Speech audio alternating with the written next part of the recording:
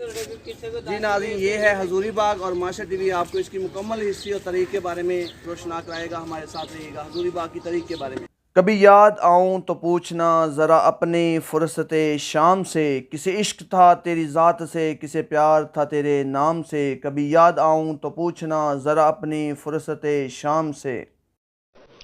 معاشر T V کی video دیکھنے کے لیے ہمارے چینل کو سبسکرائب کیجیے اور بیل کے آئیکن پر کلک کیجیے تاکہ آپ ہماری ہر آنے والی ویڈیو سے باخبر رہ سکیں۔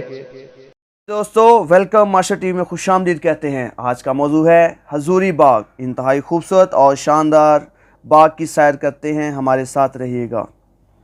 یہ باغ قلعہ لاہور اور بادشاہی مسجد کے درمیان ایک خوبصورت اور بڑے احاطے کی صورت میں ہے۔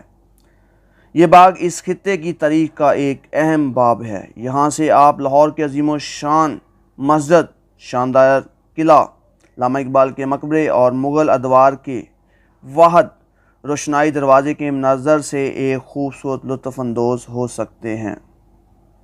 مغل بادشاہ اورنگزیب نے یہ باغ اس وقت بنایا جب بادشاہی مسجد تعمیر ہو رہی تھی۔ یہ باغ اورنگزیب کی سرائے آرام گاہ کی جگہ کے طور پر کام کرتا تھا۔ سکھوں کے دور میں اس باغ کے مرکز میں ایک بارہ دری کا اضافہ کیا گیا تھا۔ مہاراجہ رنجیت سنگھ نے 1913 میں افغانستان کے شاہ شجاع سے مشہور کوہ نور ہیرے کے حصول کی خوشی میں اس بارہ دری کی تعمیر کا حکم دیا۔ یہ شاہی باغ اس وقت فقیر عزیز الدین کی نگرانی میں روایتی مغل طرز تعمیر پر تعمیر کیا گیا۔ رنجیت سنگھ نے اس بارہ دری میں بیٹھ کر اپنے وزیروں اور سرداروں کے ساتھ سلطنت کے امور سر انجام دیا کرتا تھا۔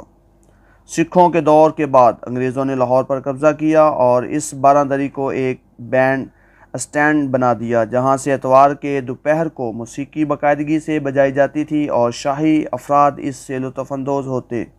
میں امید کرتا ہوں کہ آج کی ویڈیو آپ کو اچھی لگی ہوگی۔ ہمارے چینل کو لائک کیجیے گا، شیئر کیجیے گا اور سبسکرائب کیجیے گا۔ پاکستان زندہ باد۔